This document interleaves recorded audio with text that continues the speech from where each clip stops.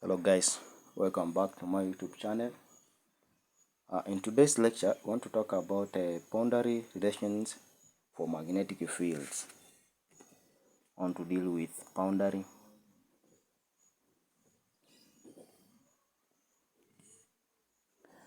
relations for magnetic fields. And here we will see the effect when we have magnetic field that are either normal or the change that are tangent to a particular medium. So what happens when we have magnetic field traveling from one medium to another? Either those magnetic fields are traveling perpendicularly, or we call them normal, or at an angle, or at a tangent. What will happen, or what will be the intensity of such a magnetic fields? How we want to deal with right now, and we will consider magnetic fields that are normal to the boundary, and the two, we will see those magnetic fields that are tangent to the boundary. So remember, in a single medium, those magnetic fields are continuous. But if we have two or more media that are represented to this magnetic field, the magnetic field will change, because at the interface, the magnetic field will change in size and direction. So that's normally what happens when we have magnetic field at an interface. Consider this case. So let's start with the first one. We have one magnetic fields that are normal to the boundary. When we have magnetic field being normal to the boundary, what will happen? Consider this is take this to be the case of our media. So we have two media, and this will be the shape of such a media.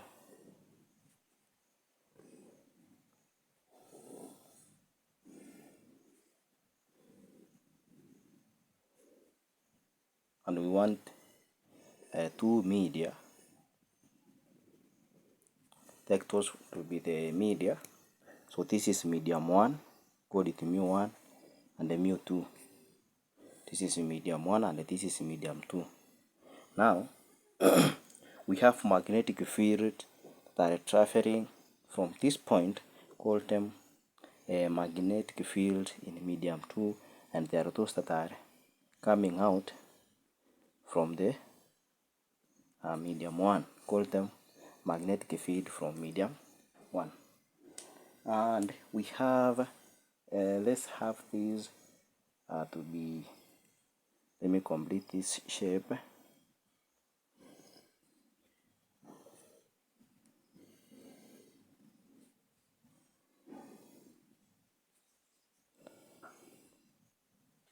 So this is the media. There are two. When you look keenly, those are the two media. And we have, let's have this to be our axis, this to be our x, this to be our y, and this to be the z axis. And of course, this distance from here, this will be the distance in the x, and the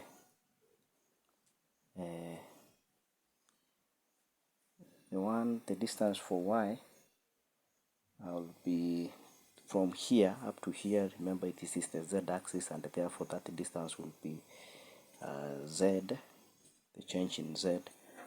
And for y, it is this distance from here up to here, or from here up to here. Now, we will say we consider the x and the y plane, this plane. Remember, let me shade this plane. This is the plane we want to consider.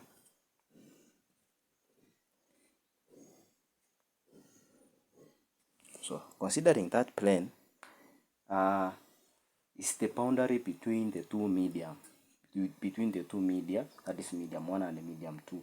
And from Ampere's law, we said that the cross integral of magnetic fields, that is the surface integral of magnetic field, is equal to 0, because magnetic fields, we said, they originate and end in a particular or in the same point, and therefore is equal to 0. Now, during the drawing of the Gaussian surface, we'll get that from here, so the distance from here up to here will be half mu, and from here up to here will be half mu. That is if we take the distance to be mu.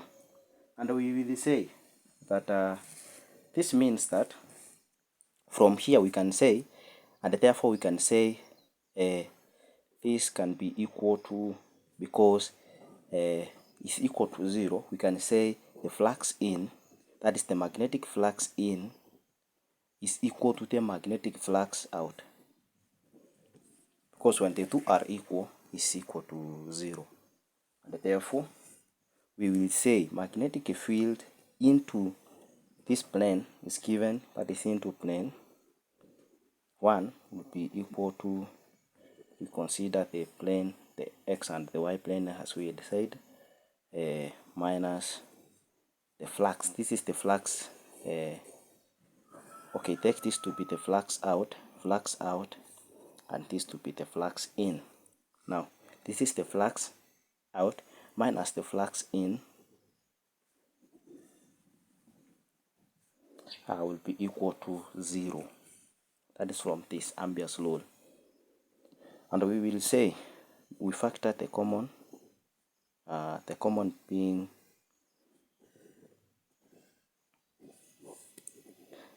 x, the change in x, that is the area, the change in x over the change in y will be equal to 0. Now, if I divide through here by the area, we will get that b n1 will be equal to 0. That is saying that the magnetic field into a medium is equal to the magnetic field out of a medium. That's what we can conclude, and that's what we have seen from this calculation. And let's see the magnetic fields that are magnetic field tangent to a medium or to a boundary. So we have those that are tangent, Roman 2. We have those magnetic fields that are tangent to the boundary. And we will consider this case. Consider we have, let's extract one surface.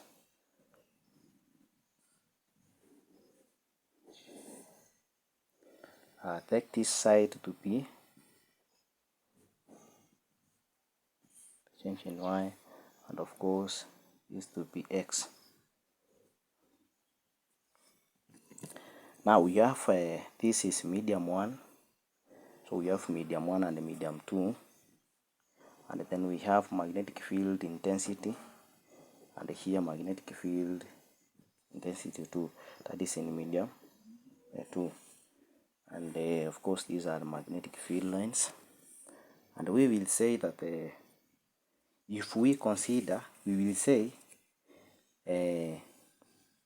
if we say that H, that's magnetic field intensity in medium 1, is equal to magnetic field magnetic fields to tangent, that is if we consider tangent 1. If we consider this one, this will be the magnetic fields, and if we consider for 2, it will be HT2 will be equal to, that is for tangent 2, that is to tangent 1, and then this is to tangent 2. And we will say that here in medium 1, so we have magnetic fields moving into the paper, and this is the unit vector, and we have magnetic fields, and we also have those that are coming out of the paper.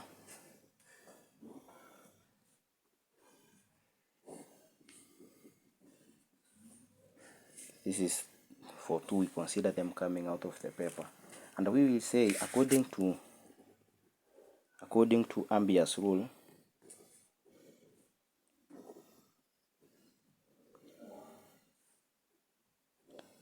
the Ampere's law, where we said the crossed integral of magnetic field intensity to dl is equals to current. And we say as y tends to 0, this implies that the line integral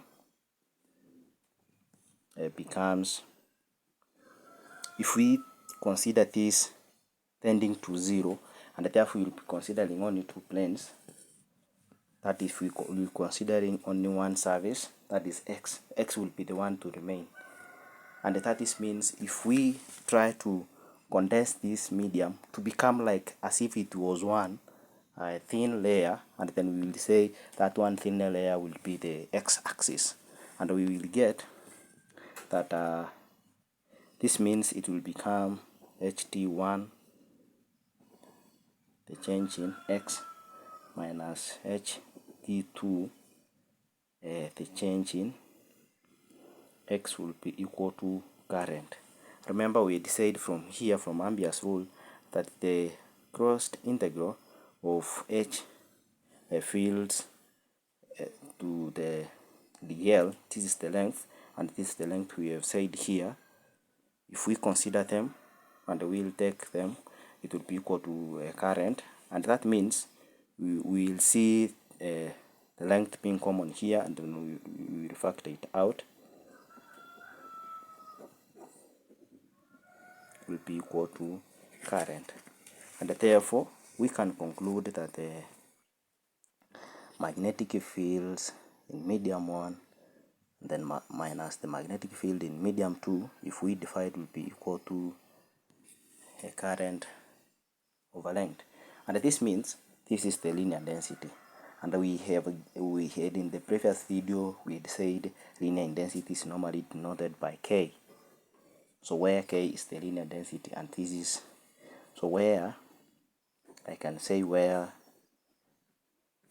K, which is equal to a current per unit length, is a linear current density. And then we will conclude that the magnetic fields in medium 1 minus the magnetic field in medium 2 will be equal to the current density, linear current density. Now, taking that K and H as unit vectors, we will have this as that is taking H and the linear density as unit vectors. Then we will say K will be normal to magnetic field intensity. That's what we can conclude, and mathematically we can say this will be equal to the unit vector. K will be equal to the unit vector times H, and H here it is in medium 1 and medium 2 where N is the unit vector normal to the boundary. That's what we have seen. That is, those are what we call boundary relations of magnetic fields. So let's do one example here to illustrate what we have learned, or to expound of what we have learned today. So we have magnetic field crosses a medium as shown below. So we have magnetic fields crosses a medium as shown below. So we have medium 1,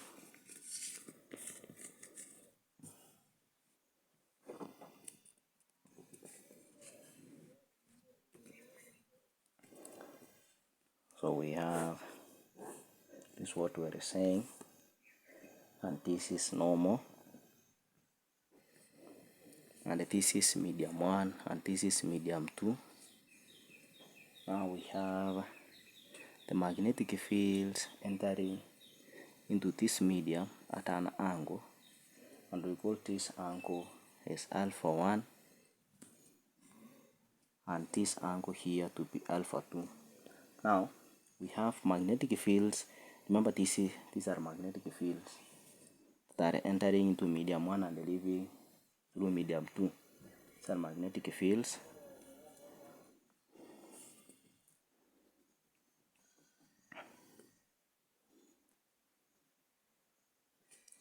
Now the question is, show that the tan alpha 1 over tan alpha 2 will be equal to mu 1 over mu 2. That is what we want to show. And the solution to this one will be, so we will start with, recall that a magnetic field, remember we had said, is equal to, that is magnetic when we were saying that when fields are normal to a boundary, the magnetic field into a medium is equal to magnetic field out of a medium. That's magnetic flux in is equal to magnetic flux out. That's what we said. And this is the case when we had normal. This is for normal, when magnetic fields are normal. And we said H1 is equal to H2 for tangent. That is, if K, if the linear density is equal to 0, then we have this relation.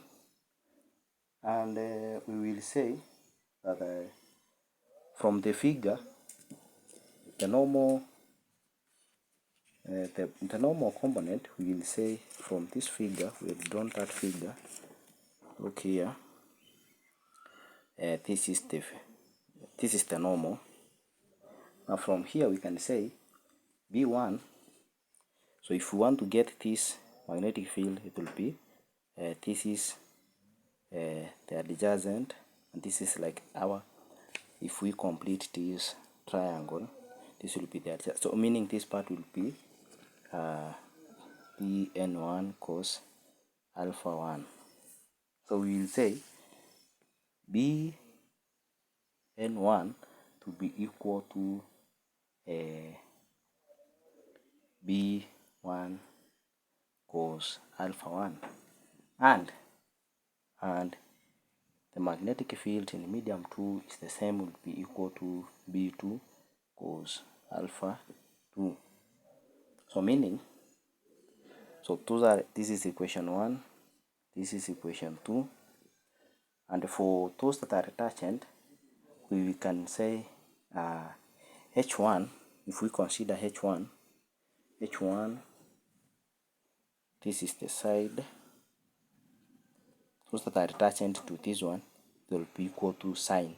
If we calculate this part, remember this is the direction for H, so HT1 will be equal to H1 sine alpha 1, and HT2 will be equal to H2 sine alpha 2. Now, putting the equation 1 and 2 together, so this is called this one. Okay, let's call these two equations as equation 1, and we call this one as equation 2. Now, putting these equations together, we will say that B1 cos alpha 1 will be equal to B2 cos alpha 2, and H1 sine alpha 1 will be equal to H2 sine alpha 2. Now, if we solve these two equations together, we will get